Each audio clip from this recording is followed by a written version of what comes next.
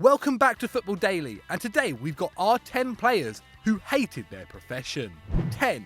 Dani Alves. Judging by Dani Alves' Instagram and general antics on the pitch, you'd have thought that the fullback loved the beautiful game. Well, not quite, as he revealed back in 2015 that he no longer loves football due to the dishonesty surrounding the sport. Sounding like a Morrissey tune, Alves' exact words were, "I hate what surrounds football. I live in this world but do not belong to it." Despite this, the Brazilian has had a wonderful career in the sport and is currently sitting on a ridiculous 33 trophy wins. Dani Alves even has the chance to add another piece of silverware to his cabinet when his Juventus side faces off against Madrid in the Champions League final. In a European campaign where the 34-year-old has scored 3 goals and got 4 assists, one of his best seasons to date. 9. Hidetoshi Nakata. Japan's finest footballing export, Hidetoshi Nakata shocked the footballing world when he hung up his boots at just 29 years of age. The midfielder won the Scudetto alongside Totti in a star-studded Roma side. He was a 3-time Ballon d'Or nominee and was the holder of the most expensive transfer for an Asian player for 14 years when he moved to Parma. But after Japan's last game in the 2006 World Cup, Nakata's 3rd World Cup Finals appearance, the little jewel announced his retirement not long after being named Man of the Match. This wasn't just an impulsive decision either, as he stated that he'd mulled over the prospect of retirement 6 months beforehand. Much like Dani Alves, Nakata became disillusioned with the current state of football, declaring that the sport had just become a huge business and that teams were playing just to make money instead of having fun. Nowadays, Nakata is focused on a modelling career as well as being an ambassador for several charities. 8. Ezequiel Lavezzi. Before he was offending everyone in China with dodgy photo shoots, Lavezzi was one of PSG's and Nasser Al-Khelaifi's first big money signings. Joining for €27 million from Napoli and being rewarded with a hefty paycheck, it seemed as if life couldn't get better for the Argentinian. Fast forward 3 years, however, and his love for football was dying. Lavezzi gave an interview to Marca stating that sometimes he just feels like giving it all up and wouldn't continue in the world of sport once he eventually does retire. He did though admit that the best thing about football is the possibility to discover new cultures thanks to the money he earns through playing. And Lavezzi is now earning a ton of it, where reports have surfaced saying he's earning over £700,000 a week at Head by China Fortune. Not exactly the cultural hotbed he craves, but perhaps a way to eventually accelerate retirement. 7. Gabriel Batistuta. Affectionately known as Batigol, the Argentine goal-scoring machine was rampant during the 90s, scoring 207 goals in 332 games for Fiorentina.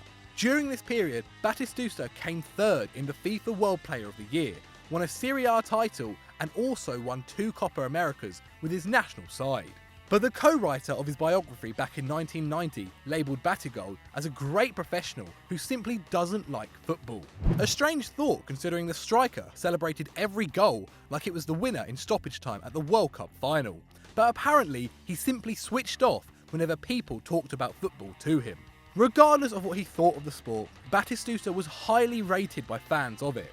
Maradona claimed he was the best striker he'd ever seen, and the hitman lit up Serie A for 12 years. 6. Bobby Zamora. When you're sat in row Z and the ball hits your head, that's Zamora. Rang out across several football stadiums around the 2000s. But the English striker forged out a decent career for himself, despite not being blessed with tons of ability. A talismanic figure who helped Fulham reach a Europa League final and also being one of the 2 Premier League players who scored a penalty with both feet, Zamora admitted himself back in 2012 that he isn't really a fan of football. The striker even went on to say that many other footballers are the same and that a lot of people find it strange when he doesn't even watch football on the telly.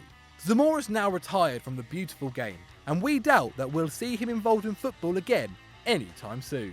5. Espen Baardsen.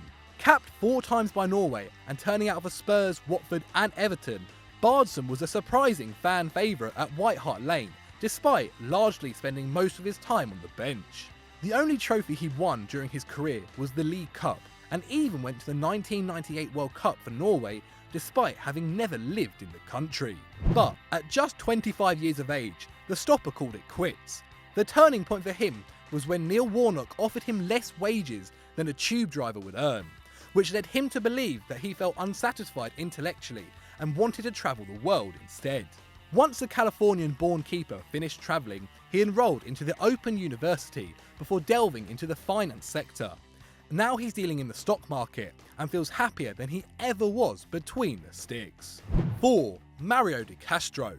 Unlike most others on this list, Mario de Castro's disinterest in football stemmed from one tragic event back in 1931. Making his debut for Atletico Mineiro at just 19, de Castro played for just 6 years before retiring at 26 years of age. His record during his time in football, however, is remarkable. De Castro had a scoring rate of 1.95 goals a game, beating the likes of Joseph Bacan and Fernando Peirotio, and managed 195 goals in 100 appearances for Gallo. But his third and final title marked the end of his footballing career. Winning the league after coming back from being 3-0 down against Villanova, a fan of the opposition was shot dead by an Atletico director, outraging the prolific striker and prompted an early retirement. De Castro became a doctor in his hometown afterwards because of his study of medicine during football, and died in 1998 at 92 years of age. 3. Carlos Roja. England fans may remember Carlos Roja from the 1998 World Cup, where he saved David Batty's penalty in the round of 16 to send the Three Lions crashing out of the competition. But those who kept tabs on his career may remember the keeper quitting football in order to follow his religious beliefs. First choice keeper for Argentina, Carlos Roja stopped playing at 30 to focus on being a member of the Seventh-day Adventist Church, refusing to play for Mallorca in order to prepare for the apparent end of the world in the year 2000. Surprisingly, the world didn't end after the turn of the millennium, and found his playing time limited before moving to Albacete. Now, Roja is a devoted assistant manager to former teammate Matías Alniad, and even beat testicular cancer during the latter stages of his career. Godspeed, Carlos. 2. David Bentley. Only making 8 appearances during Arsenal's invincible season, it wasn't enough for him to get a Premier League medal, but he certainly made himself known as one of England's hottest prospects.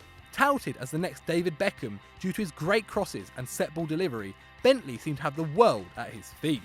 Less than a decade later, at 29, David Bentley retired after appearing for Spurs, Blackburn, West Ham and a handful of appearances at Rostov. The winger never quite filled the promise he had, and labelled the modern game as robotic due to social media and money taking precedence over playing football itself. Bentley seems to have no regrets over his decision to retire though, as he partly owns a restaurant in Marbella, recently opened one with Raheem Sterling and Oxlade-Chamberlain in Essex, and gets to spend more time with his family. Fair play to him. 1. Benoit Asamoah. The man everyone knows hates football, yet still loves him for it. Benoit Asamoah doesn't have time for any sort of facade. During his time at Spurs, he admitted he only plays football for the money and that it isn't his passion, just an ordinary job like everyone else. As well as being totally honest, Asamoah acted like an average working man. He was largely invested in the local community around Tottenham and even walked to White Hart Lane with the fans after travelling on the Underground.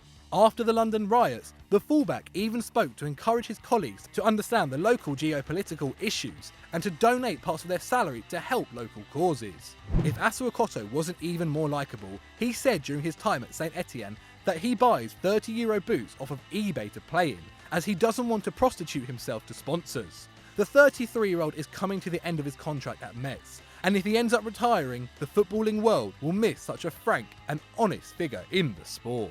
So we hope you enjoyed that, and if you want to check out more of our videos, then click here on screen. Don't forget to like and subscribe and get on our Snapchat and our Twitter.